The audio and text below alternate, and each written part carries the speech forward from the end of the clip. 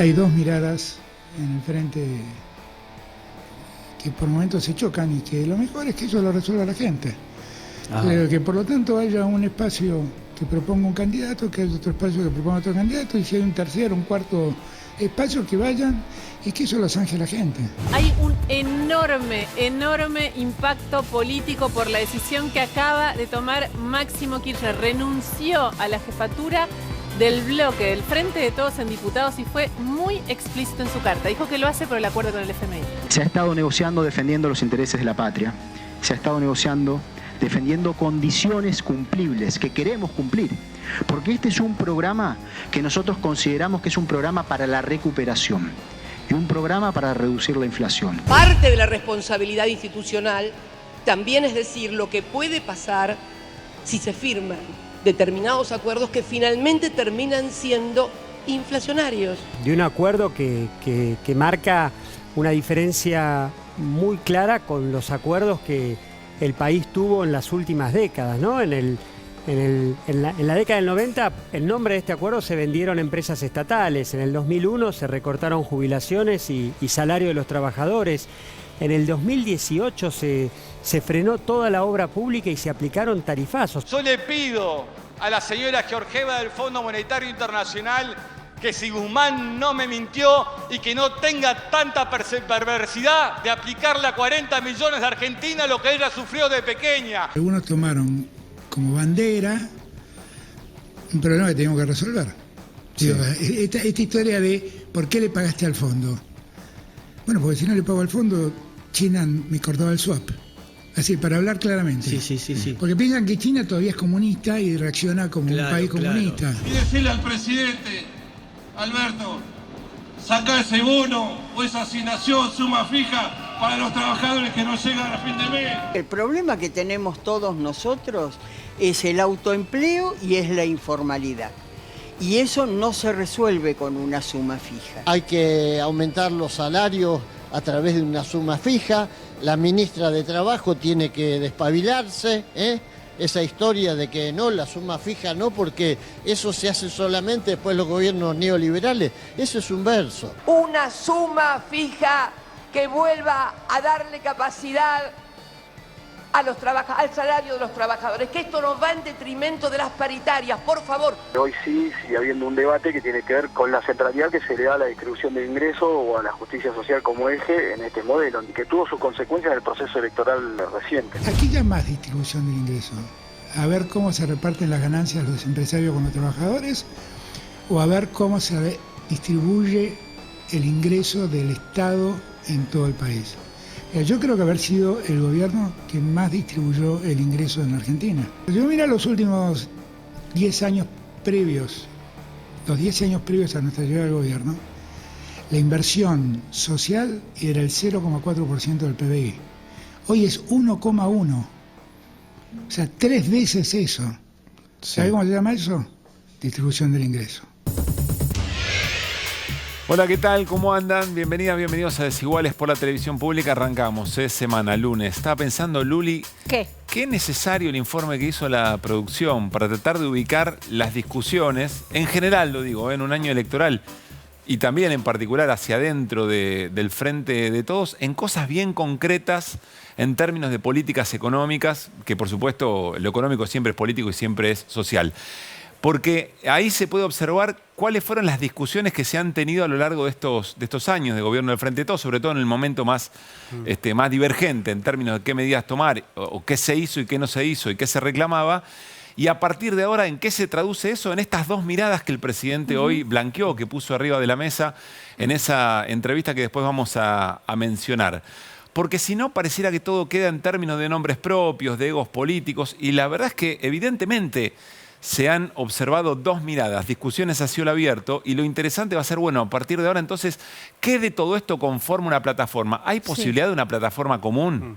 De esos 10, 15 puntos comunes, o en realidad hay diferencias en ese sentido. Bueno, me parece que este informe invita a poner el eje en este tema, Lu. Sí, de hecho, bueno, vamos a charlar en un rato con economistas que uno podría decir pertenecen en su pensamiento al Frente de Todos, pero podrían incluso representar, bueno, distintos distintos matices en algún tipo de situaciones. De hecho, dijo una frase acá Juan Manuel Urtubey que me parece que nos va a quedar para todo el año electoral, que es: en una PASO no se deben discutir modelos de país. Bueno, eso va a quedar en claro si es que hay una PASO dentro del Frente de Todos, porque un modelo está bien claro, por ejemplo, Juntos por el Cambio.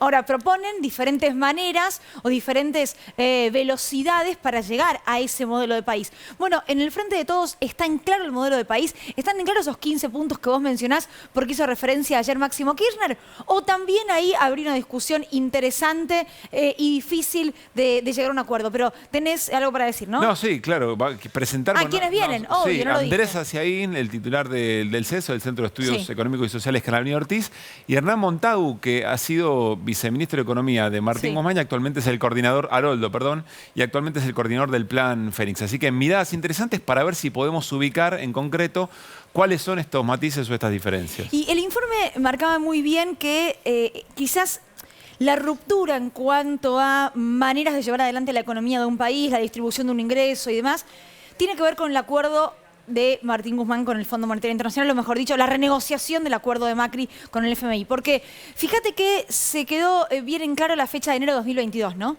Y todo lo que vino después de ese enero de 2022. Ya había internas, no estoy diciendo que nacieron en ese momento, pero ahí se expusieron más en lo que tenía que ver con política económica y cómo eso condiciona las medidas que lleva adelante un gobierno. Sin ninguna duda también de lo que se habla ahora. ¿Qué se puede hacer ahora, a fines de abril del año 2023, cuando hay un equipo de Sergio Massa viajando a los Estados Unidos a seguir pidiendo adelanto de desembolsos? Bueno, volvemos en un punto como si fuese una especie de déjà vu a hablar sobre lo mismo. ¿Qué hacemos con esta herencia que está bien? Tenemos muy bien claro quién es el responsable de haberla contraído, pero que hoy nos pesa a todos los argentinos y a todas las argentinas. Y con un elemento más, ¿no? Que tiene que ver con que todavía hay gestión por delante y la propia gestión del gobierno, con esos reclamos que aparecían también en el informe, van a ser parte de generar la expectativa para la elección. Bueno, ayer hicimos un repaso de los dos actos que se dieron, uno en Ferrocarril Oeste y otro en La Plata, de dos miradas, sectores, tal cual lo expresó el presidente. ¿Cómo, en Ensenada. ¿No fue en La Plata? No. En Ensenada, perdón. Y a partir de entonces, y de la decisión del presidente de no ir por la reelección, pues la escena un poco más ordenada, un poco más clara. Hoy el presidente Alberto Fernández, en una entrevista, dejó bastante en claro, puso algunos puntos sobre las IES, compartimos algunas definiciones con nombres propios. ¿Vos tenés un favorito? Yo creo que nosotros tenemos varios buenos candidatos que pueden representar. Pero vos tenés un favorito, sí. Bueno, Agustín Rossi dijo que Rossi es que lo animaste a presentarse. Claro que sí, claro que sí. Rossi es un dirigente espectacular. Espectacular. Scioli. Que es un gran dirigente también. Y él también puede ser. Guado de Pedro. Victoria Tolosa Paz también puede ser. Guado puede ser del otro espacio, porque está representando el otro espacio. A lo que tiene una mirada distinta aún. Sí. ¿Y Cristina? Si quiere ser, puede serlo. Yo de lo que quiera hacer Cristina lo resuelve Cristina, no voy a opinar sobre eso, sinceramente, no voy a opinar. Eso es un problema de Cristina. Si Cristina se quiere presentar, que se presente, qué sé yo. Y si la gente elige a Cristina, saludo uno, saludo dos, es Cristina. Y si la gente elige a Scioli, saludo uno, saludo dos, y elige a Rossi, saludo uno, saludo dos. Punto. No.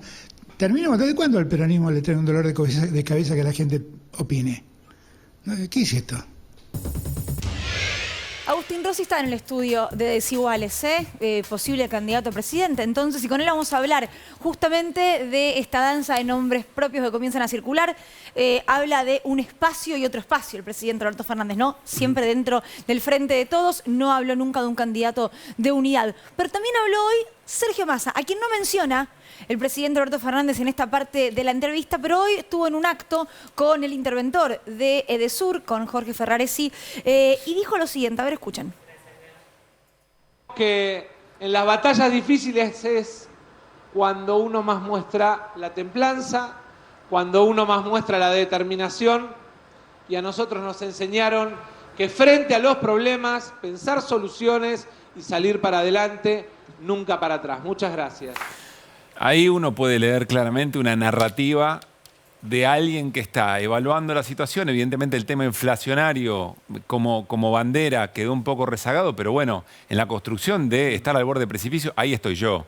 Y ahí estamos para dar la pelea. Si yo no descartaría que esta sea una narrativa en construcción por parte de Sergio Massa, a quien hoy nadie cuestiona, bueno, salvo Juan Grabois, ¿no? De una manera muy dura, también precandidato del Frente de Todos. Nadie cuestiona en el Frente de Todos, ¿no? Pero nadie cuestiona. Sí, bueno, Juan Grabois lo es también. Claro. Pero quiero decir, nadie cuestiona porque tiene una brasa caliente y está en una negociación muy delicada. Bueno, hablando de situación caliente, hoy volvió a arder Iron Mountain. En este momento sigue ardiendo. El incendio entiendo que todavía no se pudo apagar. Y las imágenes son tremendas. Vamos a tener un living sobre eso porque pasaron muchas cosas, nos va a contar Néstor Espósito en un rato, pero hay una elevación a juicio hace 2 semanas, hay una suerte de vandalismo, denuncia de vandalismo de hace algunos días, y la pregunta es, ¿cómo puede ser que el mismo lugar, el mismo depósito, vuelva a arder de la misma manera y que una estructura se desplome? Vamos a hablar con especialistas, con gente que hizo un documental que casualmente hoy se estrena en la pantalla de Cinear. Vamos a charlar justamente con el director porque dice, yo no puedo creer,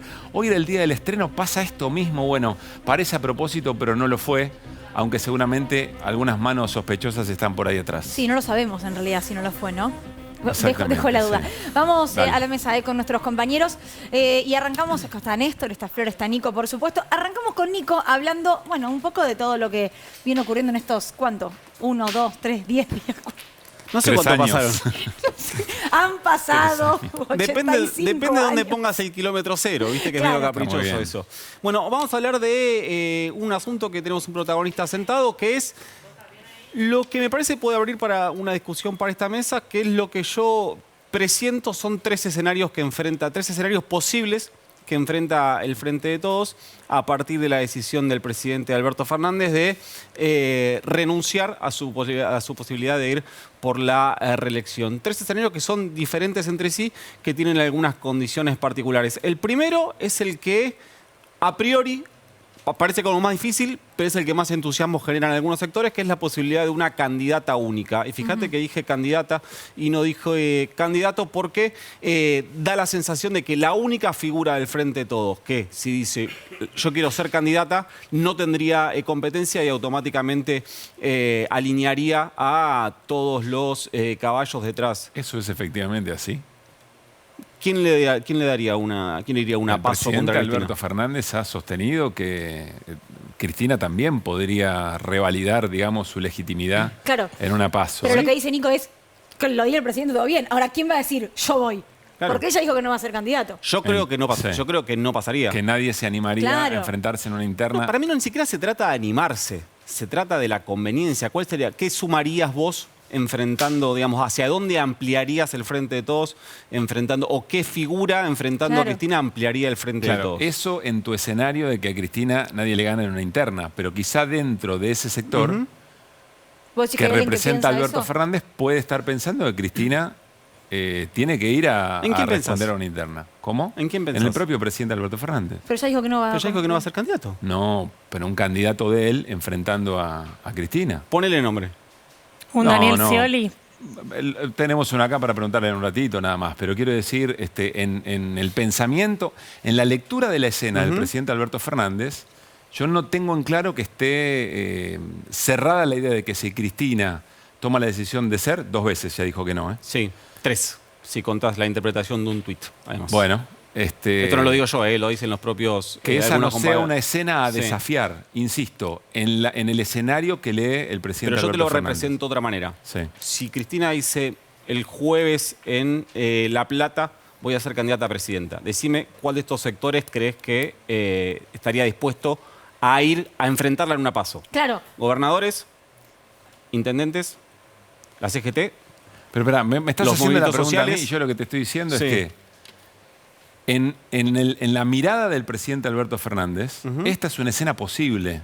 Yo no te estoy diciendo lo que yo pienso, que no importa a nadie, por otra parte. Lo que yo te estoy diciendo es que es una mirada que se reduce al presidente Alberto Fernández.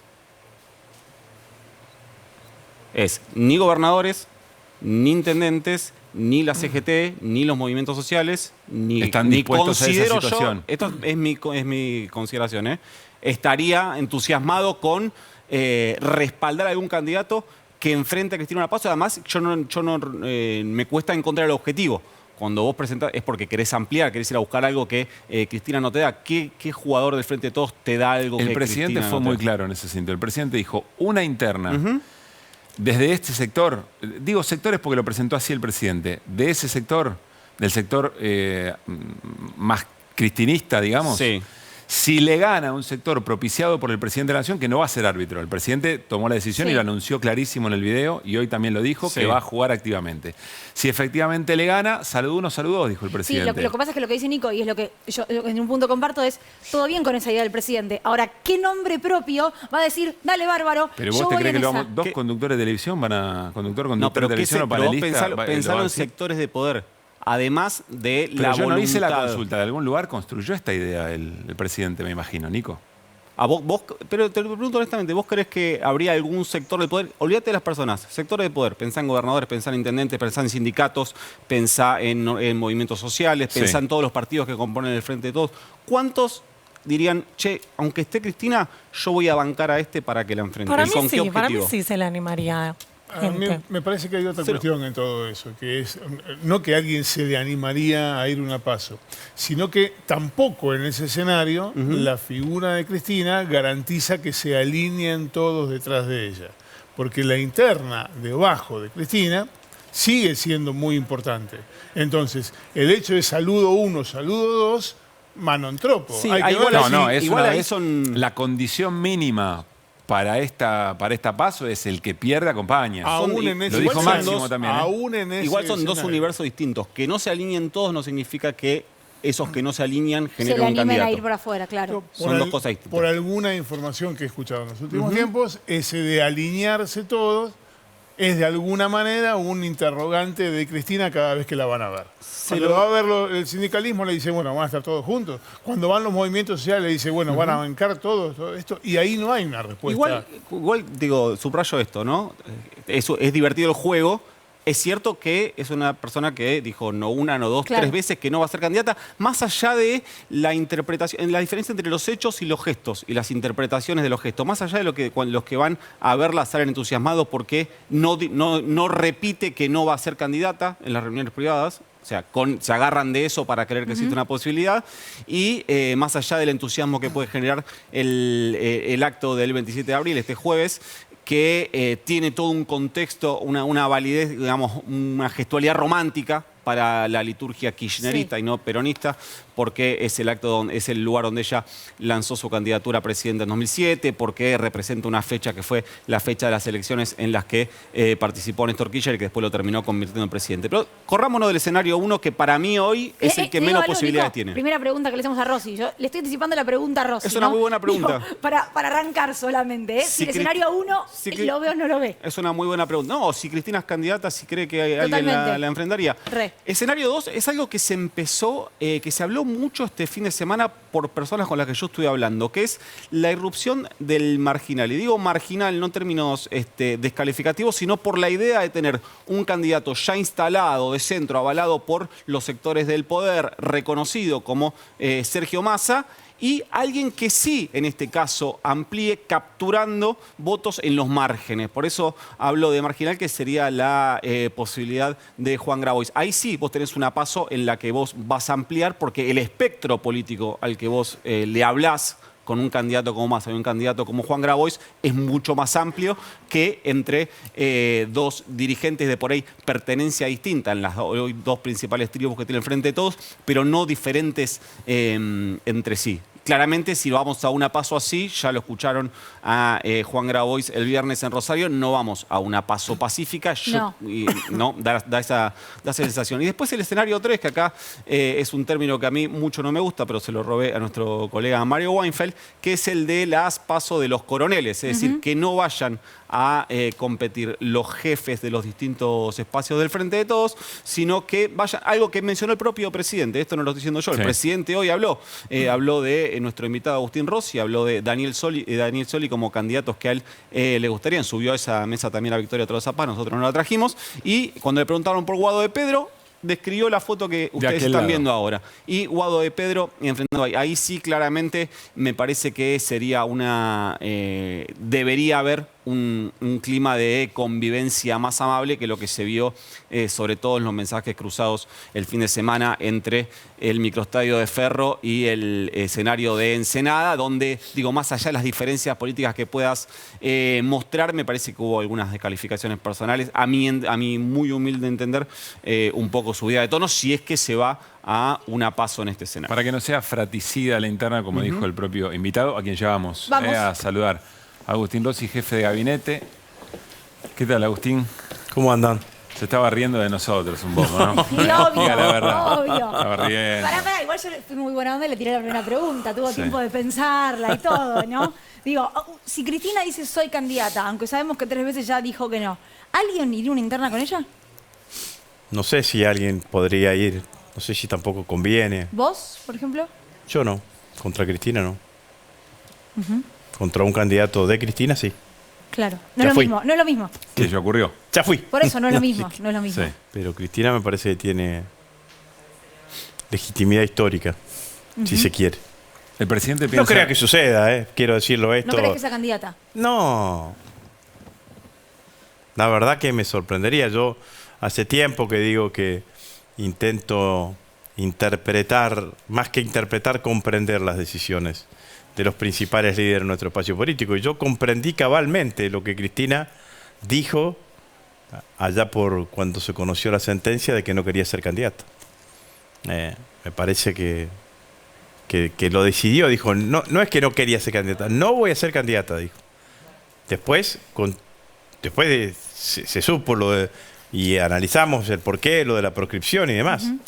Entonces, yo no encuentro elementos como para que eso que ella dijo hace tiempo atrás se haya modificado. Ahora, puede ser que haya cosas que yo no sepa y que lleven en la modificación.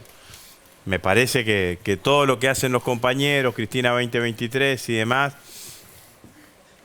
tiene un efecto político, me parece bien, me parece que permite aglutinar un sector importante de nuestro espacio político, me parece que además es una caricia al alma a Cristina, pero no creo que eso Agustín, en términos suceda, digamos, ¿no? Esto me parece que es así, digamos, ¿no? Agustín, en términos de acumulación política, ¿crees que correrse de la Cristina proscripta y subirse al Cristina candidata, independientemente de cuál sea el resultado, pero en términos de acumulación política, al espacio le trajo mejores resultados? No sé si es en términos de acumulación política. Yo, la primera vez que expliqué lo de Cristina proscripta, no me lo dictó nadie. Digamos, no dije, para mí Cristina está proscripta porque una sentencia en primera instancia se puede convertir en una sentencia definitiva por decisión del Poder Judicial. Digamos, ¿no? De un Poder Judicial que claramente toma decisiones discrecionales y general siempre en contra de nosotros como espacio político y de ella específicamente, digamos, ¿no? Entonces, expliqué claramente lo que había sucedido con Lula en la esa elección que ganó Bolsonaro, que Lula era candidato, hasta que una resolución de la Corte lo privó de su libertad, dejó de ser candidato, el candidato improvisado fue Fernando Haddad, no porque Haddad es un improvisado, sino porque era el candidato de urgencia, por decirlo, que quedaría mucho más adecuado, y perdió las elecciones. Entonces yo concluí que en realidad era una decisión de Cristina, de una enorme generosidad y de enorme inteligencia política, digamos, ¿no? Porque si no va a tener que bancarse, que eso le sobra cuero, Cristina, pues, que va a ser candidata por los fueros, por corrupta, por todo. A la cárcel, ¿me entendés? Entonces, a mí todo eso me parece que, por eso yo dije esa decisión. Lo dije antes de ser jefe de gabinete,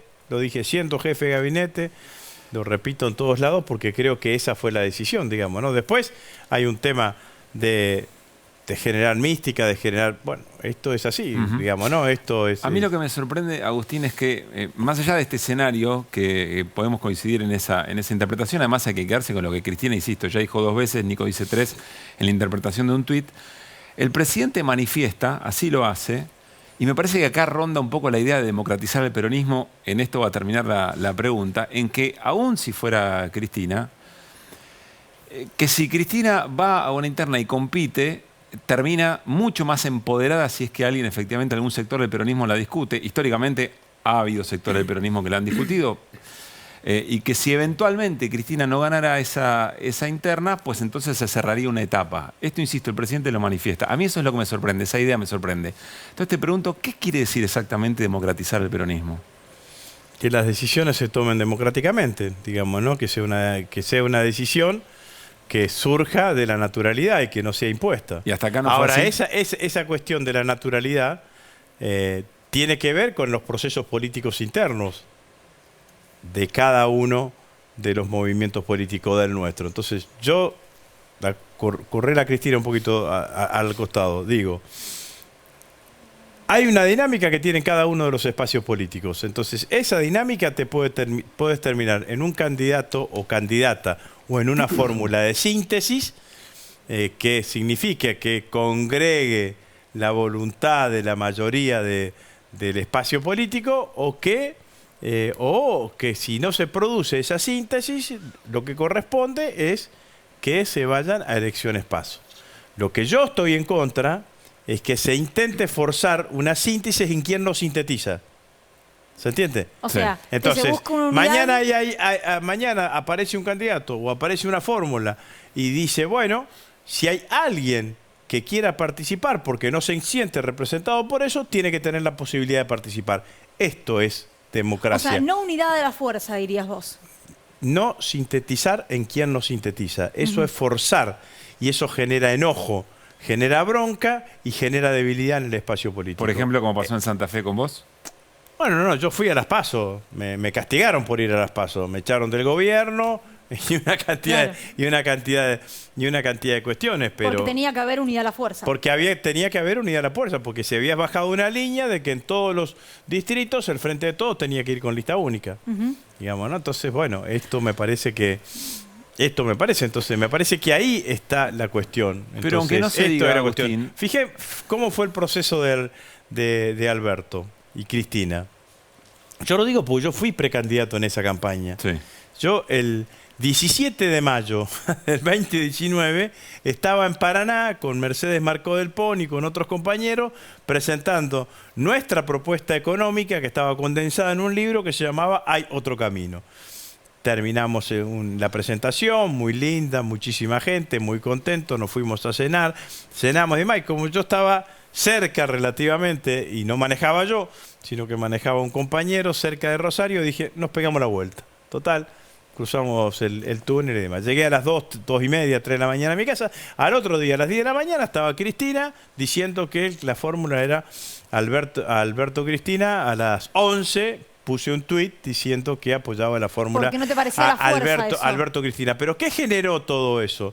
Lo que generó la fórmula Alberto Cristina, porque todo el mundo dice, bueno, pero con eso después vino Massa. No, lo que generó antes de que venga Sergio fue el apoyo de todos los gobernadores. Se desarmó eso que existía, que era el peronismo federal, y quedó solamente Schiaretti con ese sello del peronismo federal. Todos los gobernadores, me acuerdo que el primero fue Mansur, empezaron uno detrás del otro a expresar. Y eso hoy no está. Bueno, si mañana a alguien se le ocurre, voy a ser candidato, y surge una adhesión, sí, como existió en ese momento, seguramente será el candidato, claro, de síntesis. Hoy no lo veo con ninguno de los nombres. ¿Con Massa tampoco? Tampoco. Pero perdón, Agustín, porque digamos, no, Sergio puede ser tranquilamente un gran candidato. Pero tampoco, Agustín, creo en esto que los impugnan por la inflación. Quiero decir, Macri fue en el 2019 con una inflación del 5,9%. La inflación de septiembre del 2019 fue del 5,9%. Salió una semana antes de las elecciones y sacó el 42%.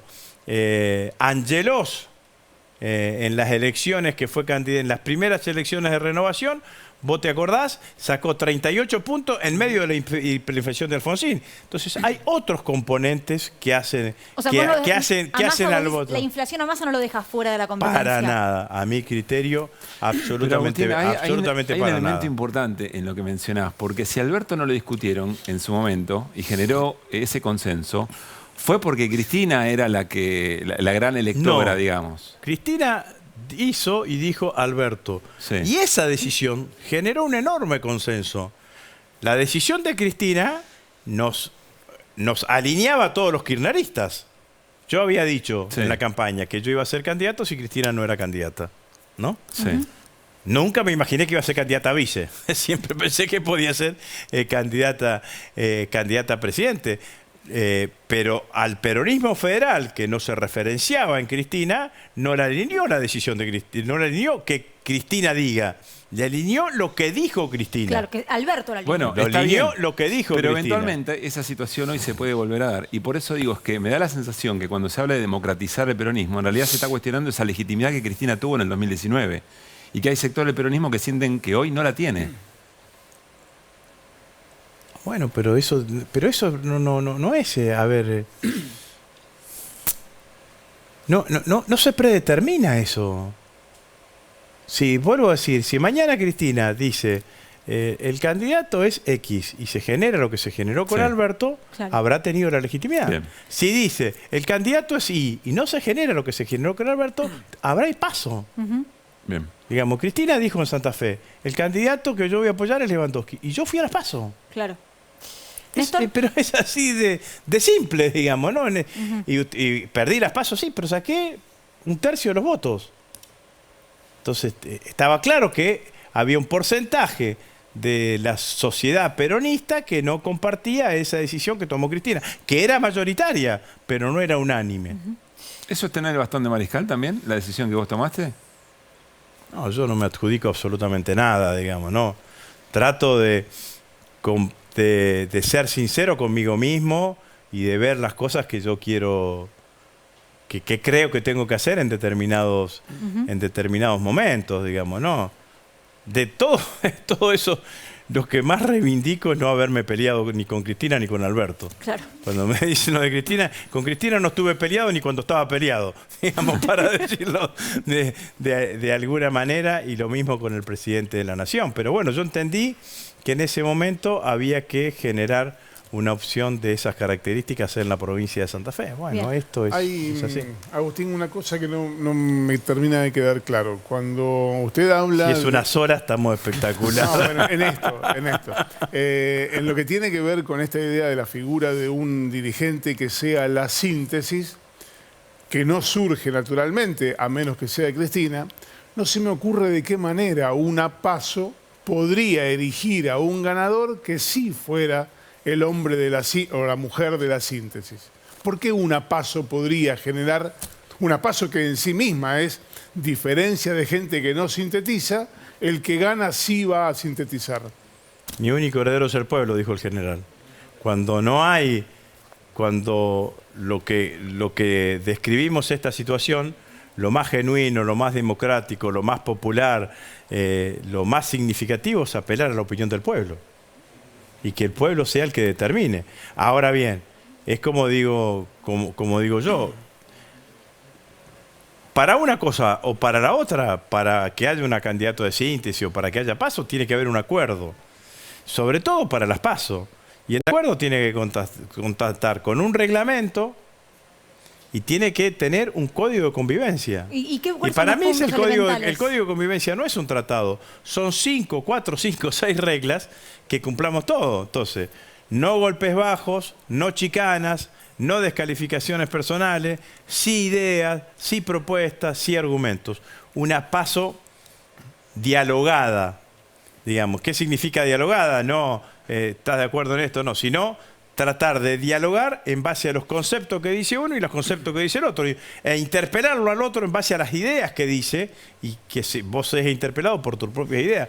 Yo creo que si eso se acuerda, nosotros vamos a ir a un proceso que va a ser virtuoso, porque va a terminar siendo un proceso que nos va a movilizar muchísimo más y que después, ¿qué es lo que tiene que pasar? Cuando se termine el proceso, cualquiera sea el ganador, el resto del espacio político se encolumne y ahí en las PASO te producen la síntesis a partir de la opinión del pueblo. Porque esto fue lo que pensamos con las PASO. Porque la verdad es esto. Nunca salió, Agustín. No, bueno, nunca salió en la categoría de presidente. En Santa Fe hay PASO siempre, digamos, ¿no? Por ejemplo, Bueno, ahora pero tenemos, de eso se trata ahora tenemos en San Juan, hay ley de lemas. En Mendoza hay PASO y tenemos diferentes candidatos. Pero la realidad es que cuando Néstor y Cristina diseñan el sistema de PASO, ¿qué es lo que piensan? ¿Qué es lo que pasaba? Que los partidos políticos estaban tan cerrados que siempre la decisión de los candidatos era propiedad de un cenáculo de dirigentes. Entonces, ese cenáculo de dirigentes le proponía a la sociedad en su conjunto a quienes había que votar. Entonces, lo que hace las PASO y lo que pensaron Néstor y Cristina es sacarle esa potestad a ese cenáculo de dirigentes y trasladarla al conjunto de la sociedad. Que la sociedad también sea quien proponga los candidatos que van a ser elegidos. Entonces democratiza mucho más. Agustín, la lapicera de la militancia tiene que tener tinta. Agustín, ahí en ese escenario, la posibilidad de dirimir en PASO, hay un riesgo que me gustaría trasladarte a ver qué opinás, que es que vos lleves dos candidatos que sean efectivamente muy competitivos, pero muy competitivos entre sí, y que, por ejemplo, pensemos un escenario hipotético que el Frente de Todos hace una muy buena elección, saca 35 puntos, pero tenés un candidato de 16 y uno de 19, y en las generales terminan sexto y séptimo, o quinto y cuarto respecto a otros candidatos. ¿Terminan empoderados o debilitados con un resultado así? Bueno, son los riesgos. Yo creo que suponete que vaya a haber PASO en nuestro espacio político. ¿Tiene que ser entre dos o puede ser entre más? Pues 2 o 3 no, da lo mismo. Suponete que Juntos por el Cambio va a tener PASO, también 2 o 3, sí, digamos, ¿no? Y va a estar un tercero con potencialidad, que es Milei. Sí. Entonces, ¿qué es lo que van a definir las PASO, a mi criterio? Van a definir 2 o 3 cosas. La primera de ellas es quién gana hacia el interior de cada una de las coaliciones. La segunda de ellas es qué coalición sacó mayor cantidad de votos, digamos, ¿no? Y la tercera de ellas, quién es el candidato individualmente más votado. Entonces, las PASO, en una elección de estas características, no te van a dar ninguna conclusión. No van a ser concluyentes de cómo va a ser la primera vuelta y menos aún la segunda vuelta. Entonces, este es el escenario. Es un escenario novedoso. Acuérdense ustedes, cuando fue Alberto y Cristina, la PASO determinó que ya Alberto era presidente. Entonces, sí, la primera vuelta fue un balotaje. Cristina en el 2011 también. Las PASO habían determinado que Cristina seguía siendo presidente. Entonces, y vas a tener una segunda, entonces vas a tener 3 informaciones ahí. Que el candidato A le ganó al candidato B en la primera coalición, que el candidato C le ganó al candidato D en la segunda coalición y que el candidato E fue por su cuenta. Después, qué coalición sacó mayor cantidad de votos. Bien. Y después qué candidato individualmente, que puede ser que el que se presenta solo y que no tiene competidor sea el individualmente más votado. Vos pones el punto en que no va a ser concluyente, que no va a dar una decisión. Sin duda que no va a ser concluyente, porque además te voy a decir otra cosa más. Entre los candidatos que pierdan, que son votos a conquistar en la primera vuelta, porque el candidato B no va a estar y el candidato D no va a estar, tenés que sumar candidato B, más candidato D, más los votos en blanco, más los votos nulos, más las abstenciones. Yo calculo que vas a tener entre el 45 y el 50% del padrón. Va a ser otra elección la primera vuelta. Está bien. Entonces, sí, es todo un tema que hay que analizarlo. Bueno, sí, es así. Bueno, a todos nos encanta la política y podríamos estar horas hablando de política, pero te quiero correr un segundito y trasladarte una pregunta que tiene muy preocupada a la gente, que es lo que está pasando con el dólar blue. ¿Qué está viendo el gobierno? ¿Cuál es la causa? ¿Y qué van a hacer para frenar esta corrida cambiaria que estamos viendo? Bueno, doy mi mirada sobre las causas. Yo no encuentro causas estructurales, salvo la inflación del 7,7%, para que tengamos una disparada. Es la tercera corrida cambiaria que tenemos desde que somos gobierno. La primera a fines del 2020, cuando salíamos de la cuarentena estricta. La segunda cuando salió... se renunció Martín Guzmán, y esta tercera. En general las otras dos fueron, si me equivoco me corregís, overshooting, digamos, ¿no? Picó el dólar blue y después el gobierno se mantuvo con sus niveles de política y terminó estacionándose en un nivel más bajo que el pico. Lo que está haciendo el gobierno está claro, digamos. ¿Por qué digo que la única condición estructural que veo es la inflación del 7,7%? Porque en general las corridas se dan en momentos de descenso de tu reserva y ahora tenemos acumulación de reserva, independientemente que no están liquidando al nivel que nosotros preveíamos. Pero bueno, todas las herramientas que tiene el ministro de Economía, que vuelvo a decir, a mi criterio es un muy buen ministro, con una caja de herramientas corta, todos lo sabemos, y que la sequía las hizo corta y seca, digamos, ¿no? Con el problema claramente de acumulación de reservas que tenemos hoy en la Argentina, pero me parece que de esto se trata. Después, todo juega con todo. Si vos tenés una sociedad de bolsa que te dice que va a haber una devaluación del 50-60%, si tenés todas las fuerzas políticas opositoras que están planteando como premisa de su programa de gobierno que si llegan a ganar las elecciones van a devaluar, generando una situación que es ilógico si te lo pones a pensar, porque te ofrecen resolver la inflación con más inflación, digamos, ¿no? Porque una devaluación brusca, esto sea lo que genera. Y pateando en contra, fuerte lo que denunció Chodos, ¿no? Bueno, y además tenés lo que denunció el representante argentino ante el Fondo Monetario Internacional, que tenés funcionarios, exfuncionarios del gobierno macrista, operando para dificultar la negociación que está llevando adelante el gobierno con el Fondo Monetario Internacional. Bueno, es un combo generalizado, pero bueno, Agustín, esa es claramente la situación. Si vos fueras el candidato de consenso o eventualmente ganaras la primaria, ¿no querrías que el gobierno en el tiempo que queda tome decisiones que impacten directamente en el bolsillo de la gente? El gobierno toma decisiones que impactan en el bolsillo de la gente. Se habla de suma fija, ayer se mencionó doble aguinaldo. Todas esas cosas pasan por una mirada primaria, que es la del ministro de Economía. Yo soy el jefe de gabinete, yo dispongo a dónde van los recursos disponibles que tiene el Estado Nacional. Entonces, pero ¿no te parece, insisto, que para la base propia necesita un dato bien concreto que le mejore el bolsillo? A mí me puede parecer, pero el que tiene que decir eso es el ministro de Economía. Mal haría yo, como jefe de gabinete, en adelantar una posición en un momento de tanta sensibilidad económica. Lo que sí quiero decir es lo que hicimos. Hace 15 días aumentamos el componente alimentario de la UH con un 35%.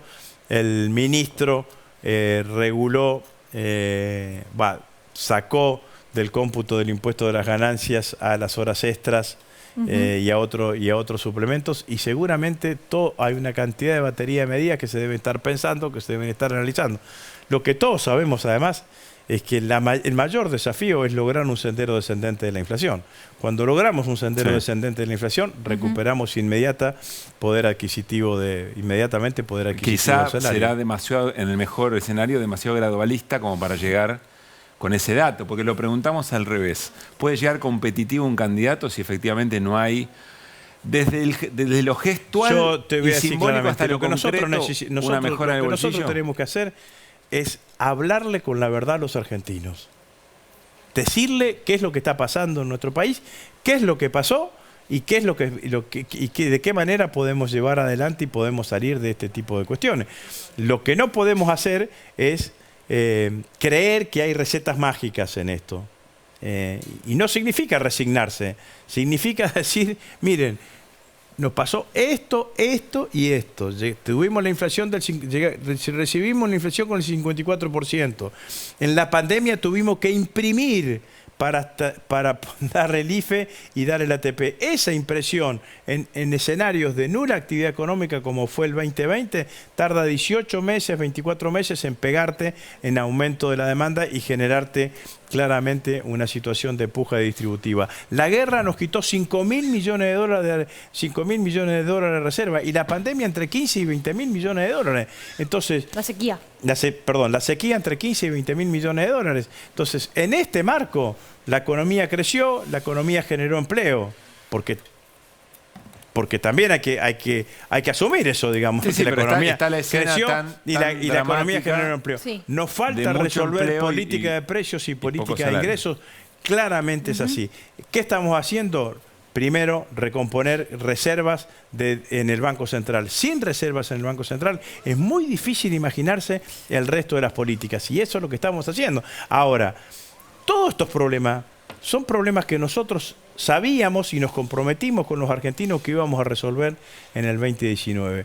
Resolvimos una parte, la otra no la resolvimos. Ahora, no vayan a creer que los que van a resolver los problemas son los que los generaron. De esto se trata. Entonces, yo creo que cuando vos me preguntás qué es lo que tenemos que hacer en las elecciones, sincerarnos con los argentinos, sincerar qué es lo que está pasando hoy en el país, cómo lo encontramos y cuáles son las medidas que planteamos de aquí para adelante. Agustín, gracias por haber venido. No, gracias a ustedes. Gracias. Y nos dio el pie perfecto para ir con Flor, porque vamos en búsqueda, no nosotros, de los dólares. No, mirá la alcancía que se trajo. No lo puedo creer. De los dólares que no están y de la agenda del ministro Sergio Massa, que los va a poner ahí, Flor, cuando los encuentre. Mira, hoy estuve preguntando mucho, digamos... Que sea más grande, ¿no? ¿Es un hipopótamo o un chancho? No, un hipopótamo. Una alcancía un tanto curiosa. Sí. Lo cierto es que recién decía... Bueno, Néstor, la verdad, un poco de imaginación también, ¿no? Sí, no, claro. ¿Qué tiene? Es divino, es divino. Para que se entienda. Bien. ¿No? Porque Dale. recién decía el jefe de gabinete, Agustín Rossi, estamos atravesando una corrida cambiaria. El problema es cómo salís de esta corrida cambiaria. Él mismo decía, las herramientas son muy cortas. Yo estuve consultando a mucho economista que estuvo en gestión. Yo decía, ¿cómo salís de una corrida de este estilo? Y me decían, poné los dólares sobre la mesa. Entonces, bueno, ponelos en la alcancía, que es lo que trajimos para transmitir este concepto. Y eso es justamente lo que salió el Ministerio de Economía, el ministro de Economía, Sergio Massa, a lo largo de toda esta semana. Vamos a estar escuchando todos los días anuncios de inversiones, de mayor llegada de dólares, que ahora lo vamos a estar detallando. Pero antes de eso, antes de esto de poner los dólares, que sería como la solución... Sí, ¿sabes lo que me da el chanchito de alcancía? Me da como... ¿Vieron? No te puedes abstraer, ¿eh? No puedo. ¿Vieron en la misa? No sé si alguno fue a misa alguna vez en la vida. Que bajan con la bolsita pidiéndote una limón. Un diezmo para que colabores. Me da como eso, ¿no? Como que Flor, como si fuese Sergio Massa, va a ir con el chancho bajo y pasándola, claro, pero me dio la imagen de la misa, la que va por los bancos pasándote el palito con la bolsa. En general estas cosas no suelen ser cuestiones de fe, ¿no? Yo si viene con un hipopótamo, uno de 500 le tiro. Y es simpático al menos, mira, algo le doy. Ustedes no habían nacido, pero es la propaganda de Pumpernickel. Claro, Pumpernickel, no lo conocí creo, pero lo sé. Bueno, y antes de ver qué efectivamente va a entrar adentro de la alcancía, dentro del chanchito, antes de eso, quería mostrarles el laberinto de la corrida cambiaria. Lo difícil que es estas pocas herramientas de las que hablaba Agustín Scioli. Porque algunos te dicen, bueno, aumentar las liquidaciones... Agustín Rossi. Aumentar las liquidaciones... Agustín Scioli tiró. Quiero que guardemos esto. El candidato a la síntesis. Sube un lapsus. Me decían, por ejemplo, aumentar las liquidaciones del dólar agro. Digo, llamalo a Gustavo Idígaras, a Urquía y decirle, estos próximos 3 días, liquidame muy fuerte. Ahora, como vemos ahí en el laberinto, no tiene salida eso, porque yo ahí preguntaba en el sector agropecuario y me decían, los productores no nos están vendiendo, eso me dicen las cerealeras. Sí. Por otro lado, decís, aumentar las exportaciones. ¿Y cómo? Si tenés una feroz sequía, otra muy difícil, un camino sin salida. Otros te dicen, bueno, frená importaciones, que no se te vayan los dólares. ¿Qué más podés hacer? Ya tenés un montón de restricciones. Te plancha la economía, además, ¿no? Sí, y además te genera mayor inflación. Y otros te dicen, da una fuerte señal de suba de tasas. Y la respuesta del gobierno es, ¿a cuánto querés que lleve la tasa? Claro. Digo, ¿a dónde querés que vaya? Claro, ya está en más del 100%. Y si la gente no quiere pesos, no lo va a querer ni aunque le des una tasa infinita. Con lo cual todo se reduce, por decirlo de alguna manera, a que ingresen esos dólares que más se está yendo a buscar. Claro, y la salida es el fondo. Todo se reduce a poner los dólares sobre la mesa. Ahora vamos a ver qué dólares, qué yuanes se ponen sobre la mesa. Pero la salida, paradójicamente, hoy la mayor carta que tiene Sergio Massa es el Fondo Monetario Internacional, que es el que te puede dar la mayor cantidad de dólares, como adelantándote los desembolsos. Esa es como la mayor salida que puede ocurrir. La salida hacia el fondo es... Bueno... La salida es el fondo y los ojeros. En este momento, es lo que te dice Flor, es la única que queda. Increíble. No me agarres, Lucila, no me agarres. Como los monitos. Pero bueno, veamos a lo largo de esta semana qué es lo que vamos a escuchar. Todos los días vamos a escuchar anuncios de llegada de dólares para que entren en la alcancía. ¿Qué te dijiste? No manoteen. Arrancamos por dólares. Dale. No, perdón, arrancamos con yuanes, que es lo último. Dijo China, yo te voy a financiar 500 millones para construcción de represas. Toma, acá lo ¿Adentro? tenés. Bien. ¿Entran? Ok. Entran los Al yuanes. chanchito. Después también, a lo largo de la semana, ojo, China va a seguir con mayores anuncios. Te va a decir, toma más yuanes para comerciar conmigo. No tenés que pasar por el dólar. Acá tenés los yuanes. Vas a poder... este ¿Puedo tener la famoso alcancía swap. yo y me la vas dando? Sí, obvio. Nico lo pasa. Era obvio que te iba a Era ocurrir. obvio que tenía Era ganas de obvio agarrar que el te iba a chancho. ocurrir. Era obvio. Desde que podía. arrancó no piensa en otra cosa. No podía no hacer esto. Yo no toco ¿entendés? plata, sé como un Dale, pastor, dale. Nico, vos tenés que pasarlo para acá. Vení, dale. Esperá, cuando China dice van yuanes e intervengo en represas, en infraestructura, ¿Estados Unidos no dice nada? Sí, obviamente, ¿qué dice? Estados Unidos hace un lobby muy por lo bajo, no viene y te toca la puerta y te dice no lo hagas, pero obviamente que no le gusta más con lo que está pasando en Brasil, de un Lula con un fuerte acercamiento, pero bueno, en Argentina la respuesta es, digamos, acá, si hay Dame los inversiones, yuanes, después le haces otra pregunta, Caruso, vení. Van los yuanes. Entonces, yuanes dijimos por represas, yuanes también para Acá el están los swap, de para represas. comerciar, van Muy más bien, yuanes. vamos. Van Y adentro. después tenemos, Qué lindo toma, acá son. tenés más yuanes. Dame más. Y después tenés, por un lado, Para el dólares, barrio chino, que entonces. ya Sí. anunció el Ministerio de Economía la agenda de dólares que van a entrar esta semana. A Y ver. tenés, por un lado, organismos multilaterales. ¿Qué es esto? Bancos internacionales que te dicen, yo te voy a prestar, ya sea para el gasoducto, para distintos motivos. Van los dólares, entonces, que van a entrar esta semana. 1.000 millones de dólares es lo que se va a anunciar. Ok. Después tenemos que ver cuándo llega esto, que esto es lo que te está midiendo el O mercado. sea que estos no entran, digamos, quedan por acá, quedan de Y costadito. por lo menos tenés los anuncios Bueno, que quedan se van acá. a hacer esta Ahí va. semana. Quedan Y ahí. por otro lado, la última partida de dólares que también vamos a escuchar esta semana va a venir de otra paradójica, Pablo Caruso, Chevron. Una petrolera que te va a dar los dólares para que inviertas en Me vaca molesta muerta. cómo me estás mirando, ¿no? Te voy a hacer una no look de Pero vos, ¿qué te- Ronaldinho. qué te Me es molesta cómo me autoeléctrico, estás Caruso? mirando. No Dale. dije nada. No estás Esto pensando. viene de Chevron, dámelo que Esto yo lo van a guardo venir porque de Caruso, Chevron. yo lo guardo. Vos Ahí agarrá van, todo, Luli, después vemos. ¿Entra? Sí. Digo, Sergio Massa sabe que una forma para intentar calmar esta corrida cambiaria es esto de poner los dólares sobre la mesa. Por eso, ¿qué hizo el Ministerio de Economía? Publicó una agenda con cuánto van a estar anunciando todos los días y también qué te da la pauta de una agenda de acá hasta el viernes. El ministro de Economía soy yo, porque digo, hubo tantos rumores, por lo menos hasta el viernes, digamos. Mientras se negocian adelantos de reembolso, ¿no? Porque Chodos, cuando denuncia a los exfuncionarios del macrismo que van a vendernos al fondo. Que se defendieron, ¿no? Y que dijeron, Sí, no que dijeron fuimos, que no fuimos. Hay que decirlo, está muy bien. Lo que dice es que lo que se está negociando también es adelantos de los desembolsos que se van a hacer a lo largo del año. Claro, lo que se está ¿Esa negociando... es la gran carta? Mira, un economista hoy me decía, si Argentina no puede mostrar 10.000 millones de dólares que le entren, digamos, te la pones de frente así, me dijo. Bueno, Digamos, necesitas tranqui. mucha plata. La metáfora me gusta. Claro. Necesitas mucha plata Max Capital, mostrar. haciendo ¿Por qué anuncios. necesitas mostrar tanto dólar? Porque tenés una sequía histórica, tenés años electorales, es decir, la gente se dolariza, Sí. tenés internas, tenés rumores, digamos, tenés un combo, una tormenta perfecta. Entonces, en este contexto, no tenemos que esperar que el FMI te dé un nuevo préstamo, Sino que te adelante lo que ya te va a dar Igual sería, a lo perdón, largo sería del tiempo. adelantar pagos, adelantar adelantar guita y postergar pagos, porque si no te la está dando para que... O sea, Claro. te está dando un poquito para que la pagues. Te la ¿Por da qué? en abril para pagarla en julio. ¿Por qué la oposición justamente está en contra, más allá de que salieron a desmentir que fueron a hablar con el FMI?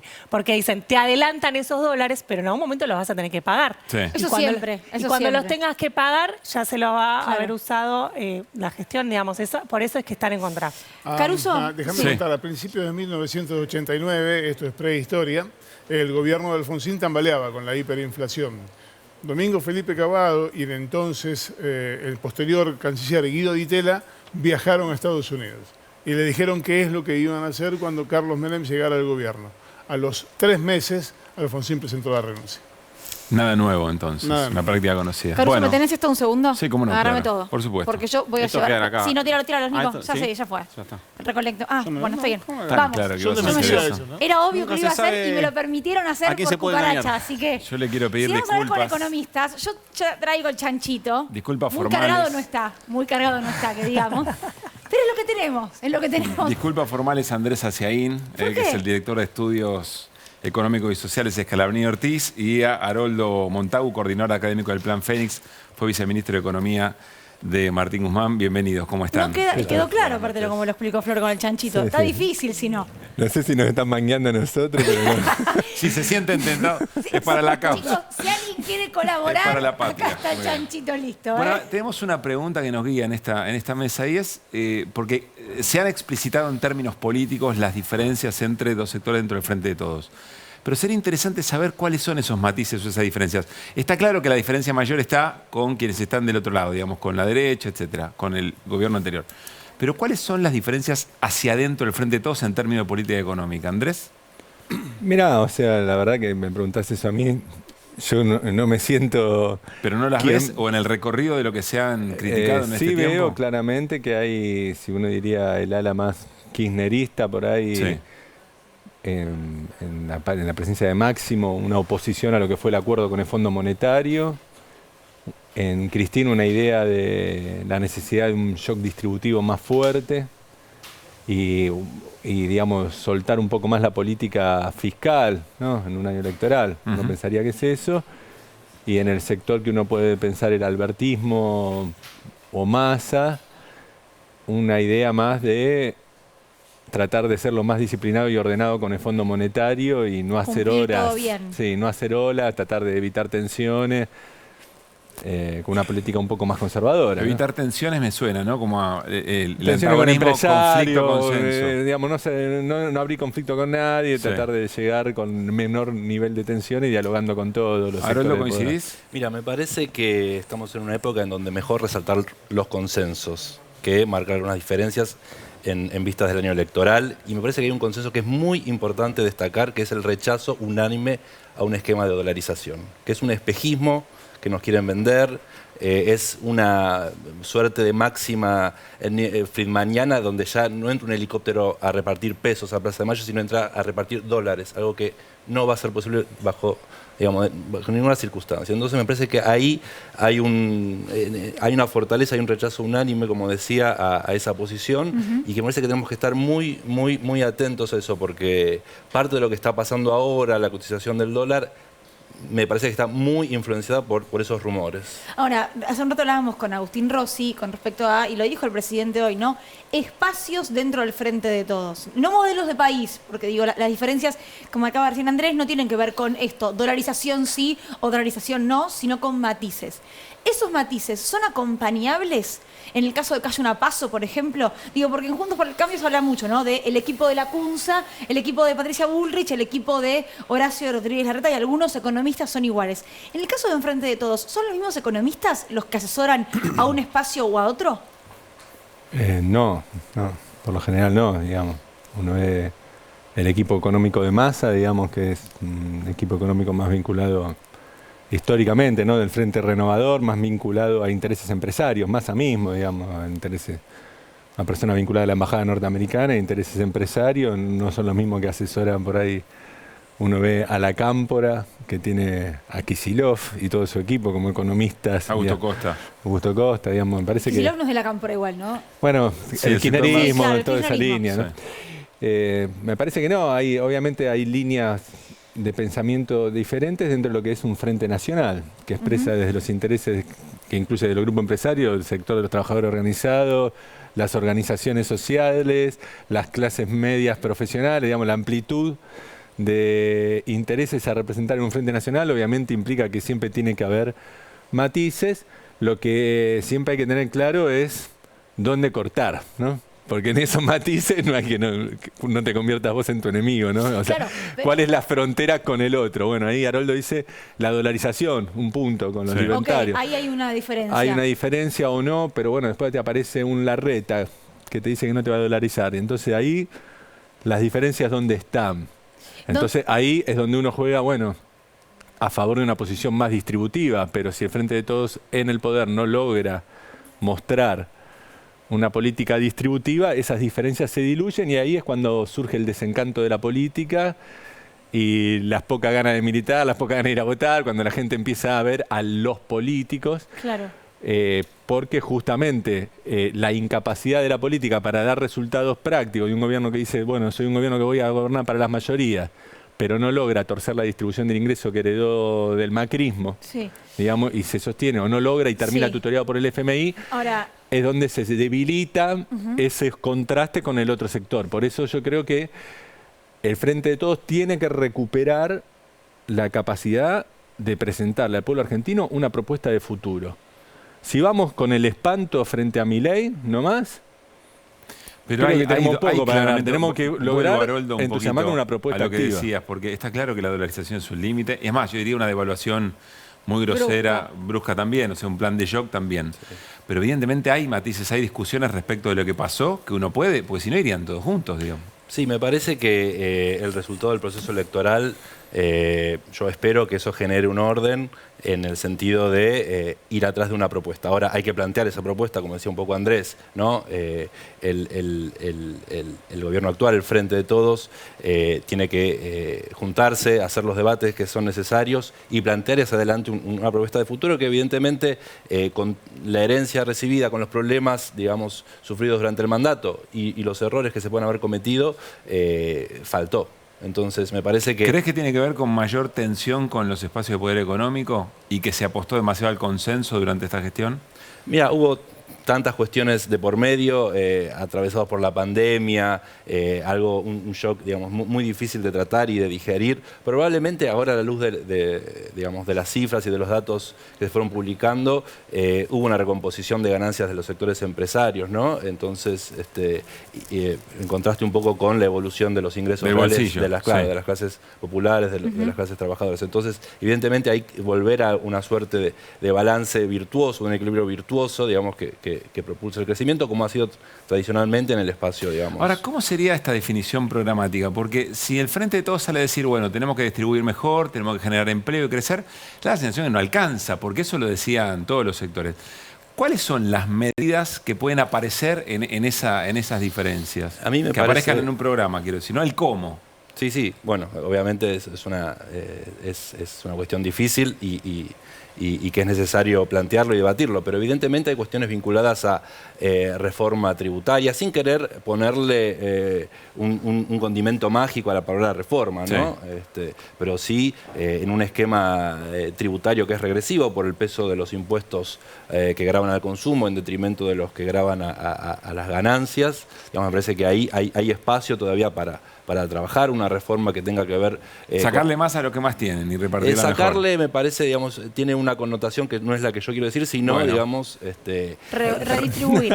Sí, tiene que ver más con eso de manera virtuosa, digamos. Sobre todo en el contexto en donde, como decía antes, los empresarios, en base a las estadísticas del INDEC, han recompuesto sus márgenes de ganancia post-pandemia. Sí. Después, reforma financiera vinculada a creación, digamos, de bancos de desarrollo. Hoy, digamos, el mismo banco que me presta a mí para comprar una moto tiene que ser el mismo banco que financia proyectos de inversión de largo plazo. Eso, digamos, en otras partes del mundo no es así. No digo de copiar necesariamente otros modelos, pero hace unos cuantos años y décadas en la Argentina había una división de la banca de desarrollo, claro, de la banca de consumo, de la banca de inversión. Empezar a repensar cosas que han funcionado en el pasado en la Argentina y traerlas al presente con los cambios que sean necesarios. ¿Vos, Andrés? Sí, yo creo que tiene que haber una renovación. Digamos. Me parece que lo que no puede pasar es lo que pasó con el gobierno de Alberto Fernández, ¿no? Que fue como, vamos, ocupamos los ministerios, nos los repartimos de acuerdo a las distintas fracciones del PJ y no hay como una dirección y un plan hacia dónde se quiere ir. Digamos, Perón decía, se llega con cantidad, se gobierna con calidad. O sea, Perón cuando asumió, antes tuvo 3 años, con Figueroa armando el plan quinquenal, mirando todos los números del país, diciendo vamos a hacer esto, llegó y tenía un plan de dónde quería ir. Sí.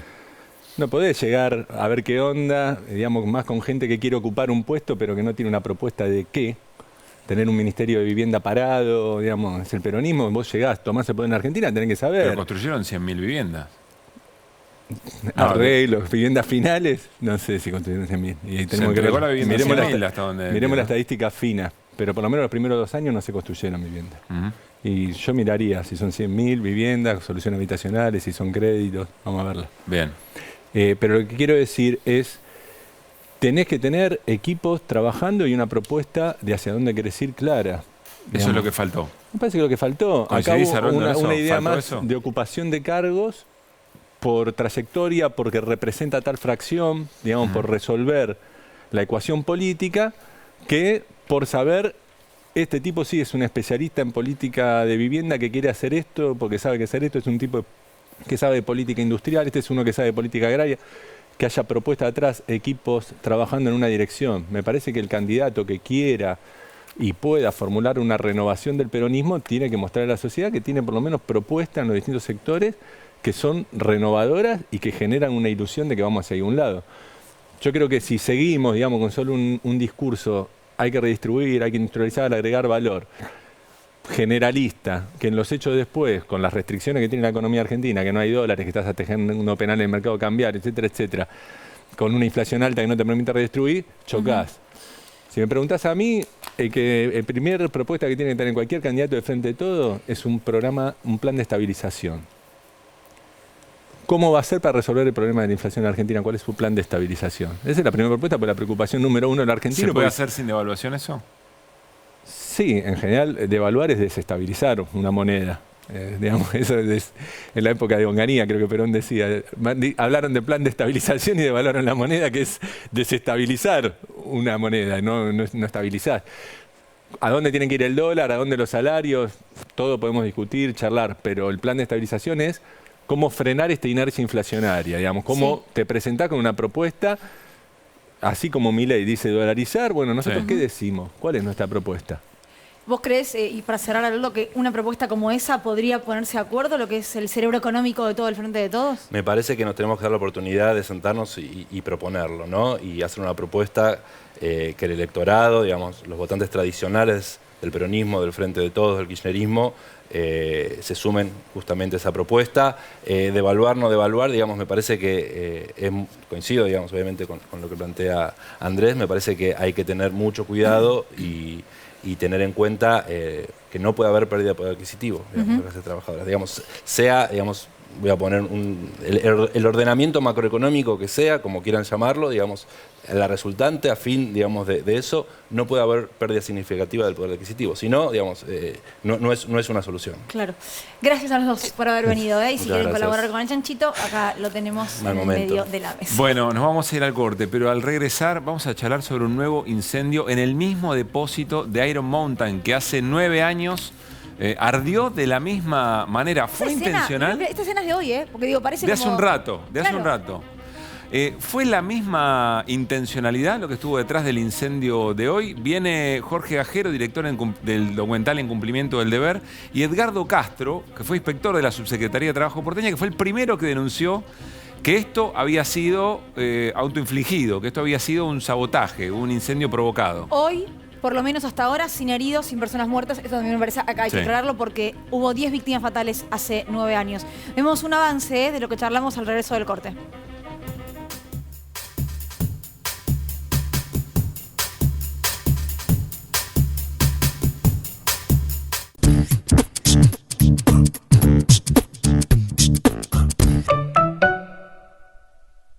Si uno mira así nomás, el cielo del conurbano parece un cielo como cualquier otro.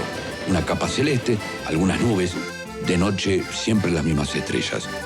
Pero el cielo es uno solo, dirán ustedes. No es tan así. Vamos de a poco. Todos los cielos, el cielo. Universo Conurbano, lunes, 23:30, televisión pública. ¿Tu pelo elige cuidar el planeta? Dove creó el nuevo Dove Real Poder de las Plantas para cuidar tu pelo y el planeta. No es un shampoo más, es la primera línea natural de Dove a base de plantas, sin siliconas, sulfatos ni parabenos. El poder de las plantas se une al cuidado de Dove. Ahora podemos tener un pelo brillante, fuerte y nutrido como el mundo que queremos. Nuevo Dove Real Poder de las Plantas. Cuida tu pelo y el planeta. Mi barrio me hace ser quien soy. Da una vuelta en Argentina y vas a ver que estoy. No voy a perder hoy. Así de fácil, así la paro. Yo apunto y disparo, man, y mi sonido es caro. Y aunque ya estoy a un paso, por si acaso, meto la mentira en un vaso, dos. Y siempre tirando un paso, dos. Ay, me la vivo así. Liga Profesional de Fútbol. Tigre Huracán. Martes 19:30. Televisión pública. Nuestros cuerpos, nuestra voz. Nuestras axilas, nuestra elección. Depiladas, con pelos o con marcas. No importa cómo sean.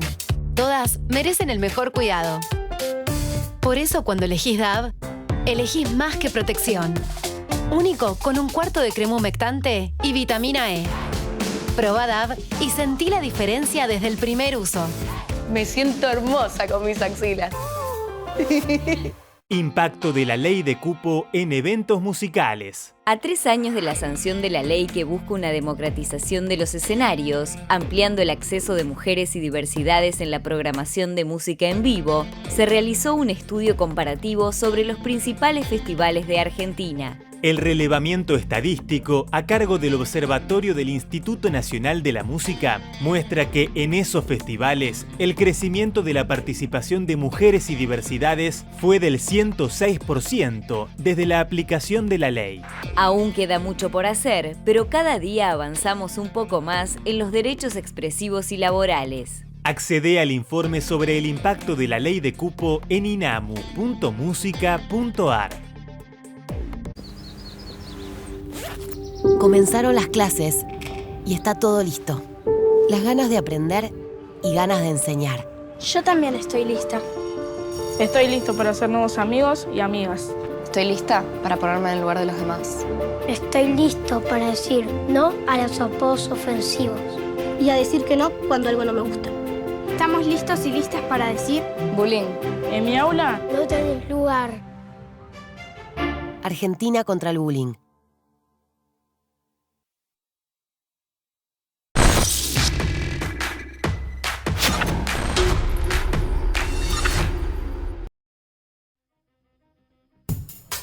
Estamos en vivo, en Desiguales, ya charlando con nuestros invitados, porque la verdad que lo que ocurrió hoy, yo digo, es increíble. Ellos me dicen, no lo es tanto porque la historia a veces ya habla un poco antes de que ocurra, pero los presento. Estamos con Jorge Gajero, es director del documental En Cumplimiento del Deber. Viniste, Jorge, recuerdo, a presentarlo hace un tiempito. Muy poco, sí. Sí, y estamos con Edgardo Castro, que fue inspector de la Subsecretaría de Trabajo porteña.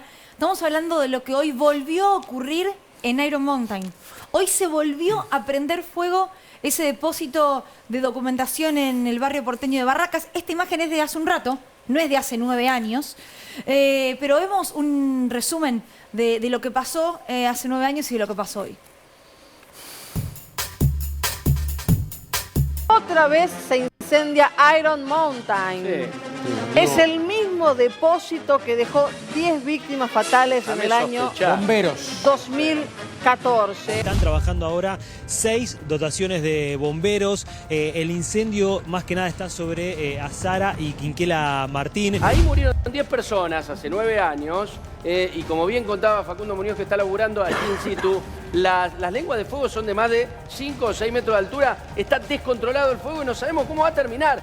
Iron Mountain es su nombre, es una de las compañías más importantes en el rubro de la administración de información y manejo también de archivos, tanto físicos como informáticos, y además conserva de diferentes formas este tipo de archivos, lo que significa que a veces se produce también una acumulación importante de papel. Claro. La compañía es del año 50, su fundación es estadounidense, llegó a la Argentina en el año 2000 y es una de las empresas más importantes en su rubro. Siento mucha bronca, la verdad, porque ya van 9 años y es imposible que no se haya hecho algo todavía. Son 10 caídos. No solo nos pasó a las 12 familias, sino que le pasó al país. Esto tiene un trasfondo, por eso también tarda tanto la justicia, un trasfondo económico que, bueno, que muchas empresas quisieron tapar con esto. ¿Y qué era lo más fácil? Bueno, lo prendemos fuego y listo, y que se queme todo. La intencionalidad está recontra comprobada.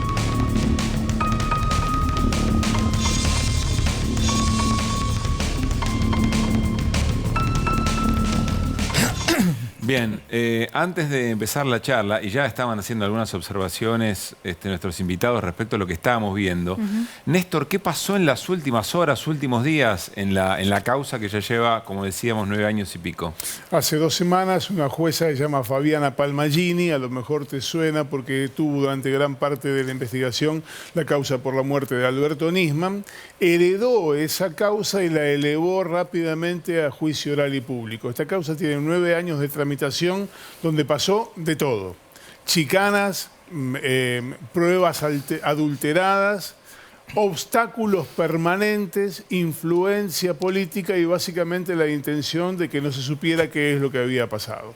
Hubo un peritaje que demostró que el incendio había sido intencional y que era apenas una de todas las irregularidades, porque por ejemplo, al igual que ocurría en otras tragedias, por ejemplo el avión de Lapa, desactivaban la alarma que avisaba que había algo que no estaba funcionando.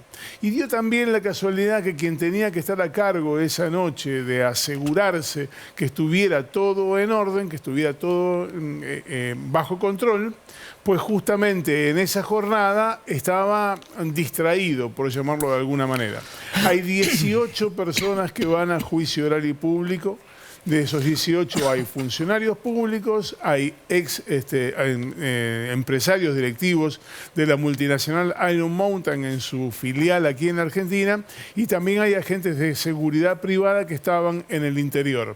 ¿Cuándo se va a hacer el juicio oral y público? Bueno, acaba de pasar a la etapa de juicio, lo tiene un tribunal, es el tribunal oral número 18. La gran ventaja de todo esto es que más allá de lo que pueda discutirse, lo que se pueda aprobar 9 años después, esto no ocurre en Comodoro Pi. Esto ocurre en los tribunales que están más cerca del Palacio de Tribunales. De hecho, el tribunal donde se va a realizar este juicio queda a apenas una cuadra del Palacio de Tribunales. No tiene ese grado de contaminación y el fuero penal de instrucción que funciona en la capital federal tiene un grado de independencia infinitamente superior a lo que pasa apenas a 20 cuadras en Retiro. Edgardo, ¿había algo en ese depósito todavía, hoy? Mira, si ves las fotos desde arriba, sí, el derrumbe fue total de la construcción. Sí. Ahí está, se ven los hierros ahora. Se derrumbó todo, o sea, eso pasa porque, a ver, es lo mismo que yo dije hace muchos años, cuando fue el incendio anterior. Son estructuras de hierro vetustas, viejas, del principio del siglo pasado. Pero hay una característica: para que esa estructura se derrumbe, para que el hierro entre en la zona plástica, tiene que llegar a 600 grados, poco menos. Y vos con papel, y a esa altura, no llegás a 600 grados. ¿Está bien? Salvo que tengas mucho, muy bien adecuado, muy bien disperso, y lo inicies. ¿Está bien? O sea, para vos, por lo que ves y por tu experiencia, ¿para vos esto también es intencional? Es un calco de lo que pasó la otra vez. Un calco. Aparte no se prendieron fuegos 50 metros cuadrados. Se prendieron fuego de 3 galpones de tener 7.000 metros cuadrados, quizás más. No lo aprendés así. Está bien, es lógico, los bomberos han llegado y han dicho, arréglense ustedes, muchachos. Una vez sí, 2 veces no, ¿no? Claro. ¿Y había documentos todavía de aquella época? A ver, cuando se da lo de Barracas en esa parte, es un poco menos de la mitad de lo que se quemó antes, hoy eran 2 galpones, no 2 galpones, 2 techos y 3. En su momento me tocó verlo, saqué fotos y todo, me vinieron a correr, empezaron a sacar documentación. Cuando yo hago la denuncia en el organismo mío, diciendo las irregularidades que había en todos los galpones de Iron Mountain en la ciudad de Buenos Aires, empieza a jugar todo el mundo a proteger y tapar la cosa, porque en el organismo donde yo estaba fue donde yo hice la inspección, donde ya se robaron las actas, donde encubrieron la situación y donde continuaron sosteniéndolo durante 2 años. Se robaron las actas de las irregularidades que vos denunciaste. Claro. Vos como inspector de la Ciudad de Buenos Aires fuiste y dijiste, che, acá hay cosas que no están bien. No, hago un acta de clausura y cuando voy a solicitar la disposición me dice el superior que le habían pedido las actuaciones. O sea, tu jefe no te dejó hacer lo que vos entendías por Mira, mi jefe en ese momento era coordinador y es director general. Y fue que se hizo el GIL, por no decir otra cosa, durante todo ese proceso. Del gobierno de la Ciudad de Buenos Aires hablamos. Por supuesto. Y hablo también de Larreta, y hablo de...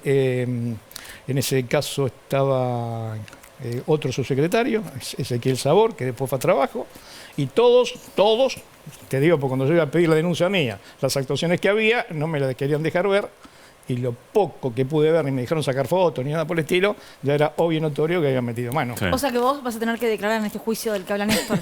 No, porque nunca me llamaron a declarar. Ah, no les interesó lo que vos tenías para decir. Porque es más, había algo peor todavía. Cuando la fiscal, ¿cómo se llama la primera? Sánchez, me amenazó públicamente que me iba a meter una cosa si no me callaba la boca. Yo todavía no había sido testigo. Claro. O sea, para que veas, y después terminó siendo funcionario del PRO, etcétera, etcétera. Ahora, Jorge, vos tenés mucho contacto con los familiares de las víctimas.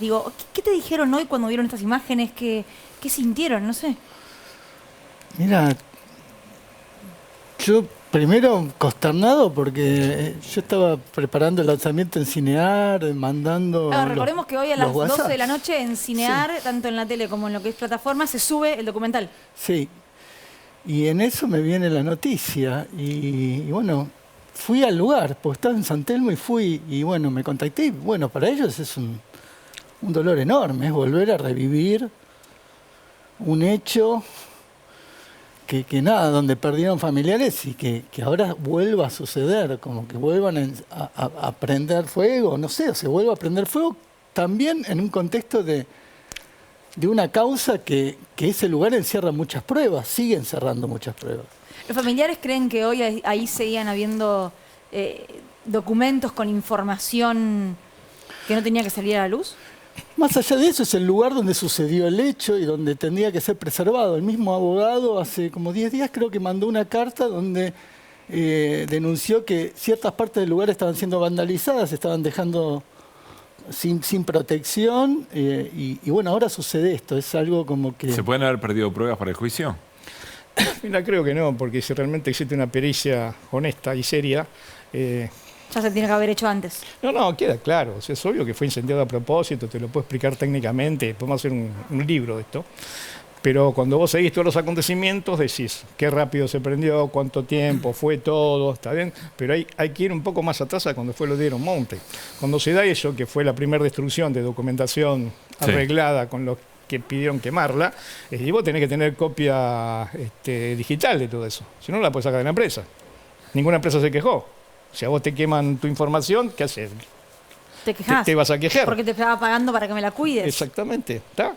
Y datos que son importantes, yo creo que lo comenté. Si vos sos una empresa americana, que vas a traer los documentos de Estados Unidos, de Miami, para meterlo en un galpón de Barracas, sí, sea un poco serio, ¿está bien? Me acuerdo, Jorge, que cuando viniste nos contaste que hubo 7 incendios en todo el mundo de depósitos de Iron Mountain. O sea, es una empresa que te cuida muy bien tus documentos, pero un día se le queman. Sí, ¿El servicio incluye el incendio? En la mitad de los casos con 6 en Argentina, sí. Perdóname. Bueno, quizás acá batimos un récord que el mismo depósito... Le ganamos a todos. Sí, pero sí, y en la mitad de estos episodios fue comprobadamente que fueron intencionales. En el mundo, sí. En New Jersey, en Canadá, en Aprilia, Italia, en Londres, es el segundo incendio más grande en Londres desde el gran incendio de casi... En la mitad está comprobado que fueron a propósito. Sí. Están las declaraciones de los bomberos de New Jersey, de New York. Intentamos en el documental llegar a ellos, pero por una cuestión de intereses, la fuerza, no sé, no pudimos llegar a... Pero están los testimonios de ellos en el New York Times, de las pericias y bueno, entonces sí. Pero en el único que hubo víctimas fue en Argentina. Sí, lamentablemente sí. Que además, familiares de las víctimas que observan que algo que no debería haber ocurrido en ninguna instancia vuelve a ocurrir en el mismo lugar. Emocionalmente debe ser un impacto muy fuerte, ¿no? Y además, en este episodio ocurre hoy, no hay víctimas porque toda la gente que estaba allí fue evacuada rápidamente y nadie volvió. Las 10 víctimas mortales en el primer episodio de Iron Mountain eran bomberos y agentes de defensa civil que acudieron cuando el incendio ya se había desencadenado. Lo que estaba ocurriendo aquí es que primero sacaron a la gente y luego se desencadenó el incendio y la gente no acudió al lugar. Por eso, aquello que fue un daño colateral, en este caso en particular, no se produjo. Lo más raro de todo esto, y aprovecho para preguntarle al inspector Castro, cuando se produce una tragedia, ese lugar no queda habilitado para seguir funcionando como estaba. Yo daba hoy más temprano en el noticiero el ejemplo de Cromañón.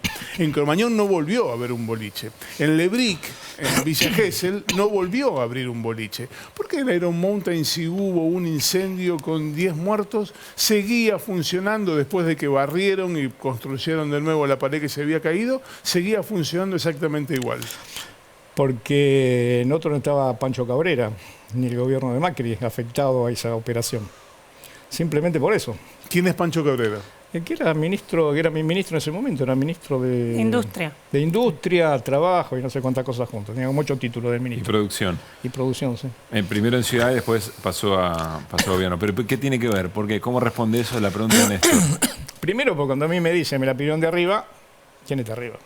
Muchos no hay para elegir. Sí. Segundo, ¿por qué no fueron por su Secretaría de Trabajo, que había documentación para investigar, y fueron por otro lado, donde dijeron que el expediente se perdió? Sí. Después dijeron, por un lado se perdió, por otro lado yo no fui. Cabrera fue el que promocionó a full Iron Mountain para darle todas las ventajas y garantías para que funcione ahí sin pagar un mango de nada. Un galpón que no se puede usar porque era del año 1900 y tenía una estructura que para eso no se podía, nunca se pudo haber habilitado. ¿Qué es lo que vos advertiste? Claro, es que nunca se pudo haber habilitado. Sí. ¿Está bien? Hay una relación de estructuras que, bueno, es muy técnico, que no se podía, que es lo que observo, flaco, esto acá no lo podés tener. Sí. ¿Cómo lo aguantan después del siniestro? ¿Quién se lleva? ¿Qué quiere decir cómo lo aguantan después del siniestro? Claro, porque una vez que vos tenés esa característica, yo con otros compañeros hacemos la denuncia, hacemos la investigación, le pasamos los datos, le llevamos todo lo que está, y hay documentación pública de montones de cosas que hicimos y presentamos, los tipos lo dejan funcionar y hacen un acuerdo, evidentemente, que no lo conozco, es que Iron Mountain se muda a Lanús. No, ¿Campana? No, cerca de la 5 y la 3, ¿cómo se llama? La 6 y la 3, ¿cómo se llama la localidad? Bueno, ya me voy a acordar. Y lo aguantan durante 2 años con toda la Cañuelas. Cañuelas, exactamente. Lo aguantan durante 2 años o 2 años largos, locales que tendrían que haber clausurado. Ese lugar donde se produjo ese incendio, el de hoy. ¿sí? Si vos tuviste un siniestro de esa magnitud y vos sos funcionario de control, llegás a encontrar la misma estructura, lleno de papel y todo lo demás, le decís, flaco, sacá todo esto de acá adentro, esto no puede funcionar más, y no sé, tirarlo en el medio del campo, hacer cualquier cosa, pero acá no. ¿Y por qué tuvieron hasta ahora 9 años ahí adentro la misma cantidad de materiales? Porque esa documentación que estaba ahí, y me lo ha comentado después de todo ese lío que se armó, mucha gente de Iron Mountain, laburantes, me llamaban y me decían y me contaban y me pasaban fotos y filmaciones de cómo estaban funcionando, que era contramilitarizado el funcionamiento de Iron Mountain. ¿Y qué pasaba? Hay documentación que vos te podías llevar a Cañuelas porque era blanca, pero tenías un montón de documentación muy trucha, que si te la llegaban a agarrar en el traslado, era un problema. Y esta es la documentación que estaba en este incendio, porque aparte de que hoy se prendió fuego. Claro, pero aparte de un tema muy sencillo. Es decir, ¿por qué estaba ahí tanta cantidad de material? ¿Dónde estaba? ¿Esos materiales tienen registro digital? ¿De quién eran? ¿Sí? Tanta cantidad, si tenía que estar, lo tenía que haber sacado todo. ¿Por qué no lo sacaste? ¿Y por qué lo incendian ahora? Porque será el tema de juicio, puede agarrar para algún lado. A esta gente la viene siguiendo desde lejos, no es nuevo. Sí. Jorge, lo último. A las 12 de la noche, cuando se suba tu documental a la plataforma en una jornada como hoy, ¿cómo te vas a sentir? No, estoy conmocionado, digamos. Nunca alguien hace algo de un hecho hace 9 años y que realmente volver a vivir todo esto el día justo del estreno por plataformas, nada, solamente que vean el documental para entender lo que está pasando. Parece guionado esto. Claro. Sí, porque la verdad que... Lamentablemente. Tenemos que cerrar. Sí, no, una previsión muy cortita, apuesta. Termina en la nada el incendio de hoy, sin ninguna investigación. ¿Y si con 10 muertos todavía no sabemos si fue No, pero este va a ser no? peor todavía, porque si bien hubo 10 muertos allá, está la continuidad de ese siniestro nefasto que los tipos llevan adelante para terminar de blanquear las barbaridades que hacen afuera y que hacen acá adentro. Gracias a los dos por haber venido, y un abrazo muy grande a los familiares de las víctimas. Así es. Bueno, nos vamos a un corte. Al regresar, atención, movimientos en la causa vialidad. Nos cuenta todo Néstor Espósito al regresar.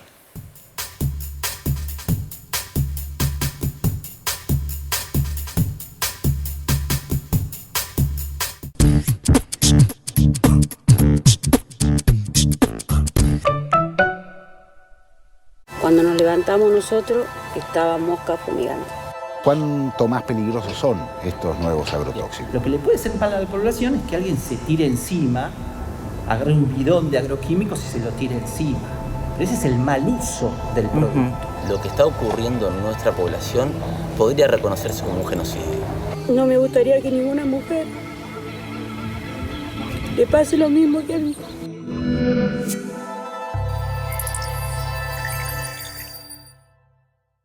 Nuestros cuerpos, nuestra voz.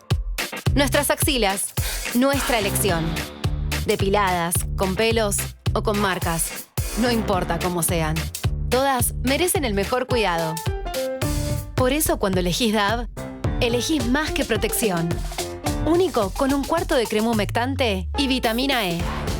Probá DAV y sentí la diferencia desde el primer uso. Me siento hermosa con mis axilas. Yo me vacuno contra la gripe. La vacuna es segura y es la mejor manera de cuidarte. Comunícate con tu farmacia de confianza. Es gratis. Podés vacunarte en las farmacias de la red PAMI o en cualquiera de los centros de salud habilitados en todo el país. Yo me vacuno contra la gripe. PAMI, la mejor cobertura de medicamentos del país. ¿Tu pelo elige cuidar el planeta? DAV creó el nuevo DAV Real Poder de las Plantas para cuidar tu pelo y el planeta. No es un shampoo más. Es la primera línea natural de DAV a base de plantas, sin siliconas, sulfatos ni parabenos. El poder de las plantas se une al cuidado de DAV. Ahora podemos tener un pelo brillante, fuerte y nutrido como el mundo que queremos. Nuevo DAV Real Poder de las Plantas. Cuida tu pelo y el planeta. Llegar significa alcanzar. Es cumplir un sueño. Es poder proyectar un futuro y por fin decir, vengan, yo pongo mi casa. Estamos orgullosos de haber cumplido un nuevo objetivo, entregar la vivienda a 100.000. Y seguimos construyendo viviendas en todo el país. La mejor manera de crecer es apoyando los sueños de la gente. Ministerio de Desarrollo Territorial y Hábitat, Argentina Presidencia.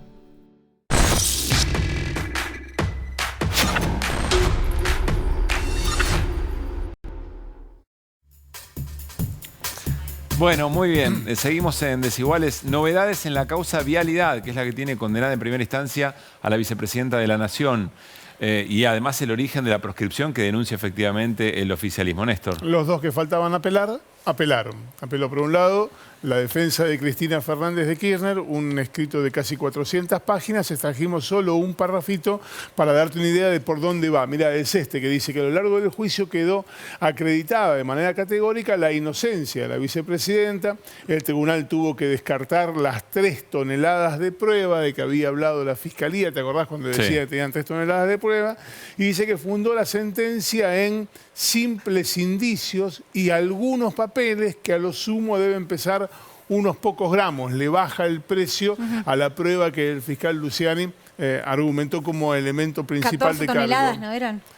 Hablaba de toneladas, ¿no? Hablaba de toneladas. No, 14 toneladas eran las piedras. No, pero después, pero ya sé que eran de piedras, pero lo que decían los que militan esto decían que era de pruebas también. Básicamente lo que hizo fue descalificar y refutar punto por punto. ¿Y qué hizo el fiscal Luciani? Levantó la apuesta. El fiscal Luciani, y aquí también tenemos en un escrito de 500 y pico de páginas, rescatamos este párrafo. El fiscal dice que deviene arbitraria la sentencia. La sentencia que condenó a la vicepresidenta es arbitraria y no está debidamente fundada y no constituye una derivación razonada del derecho. ¿Pero por qué dice esto? Si la están condenando, porque lo que dice es que la condenaron por poco. Que no está fundado por qué descartaron la figura de la asociación ilícita y que eso es lo arbitrario, que haberla absuelto por asociación ilícita está mal. Entonces lo que pide es que también se incluya esa figura y que termine condenado por la pena que originalmente había pedido, que era 12 años, el doble de la pena de prisión, por supuesto manteniendo la imposibilidad de volver a presentarse a cargos públicos. ¿Cómo se resuelve esto? Pasa a la Cámara de Casación y se va a resolver religiosamente, es decir, cuando Dios quiera. ¿Quiénes son los de la Cámara de Casación que resuelven esto? La Cámara de Casación es la sala que integran Hornos, Borinsky y Carbajo. A Borinsky en algún momento amagaron con recusarlo por las cuestiones de su cercanía con el expresidente. Finalmente eso no prosperó. Hoy la sala está constituida, es la sala que integran Gustavo Hornos, Mariano Borinsky y Javier Carbajo. Gracias, Néstor. Flor, Nico. Nos estamos yendo. Mañana, atención, horario especial. Sí, 21:30, porque antes, en la pantalla de la televisión pública, Tigre Huracán. Vamos, todavía. Bueno, venimos está difícil la cosa, ¿eh? Nos vemos mañana, 21:30. Chao.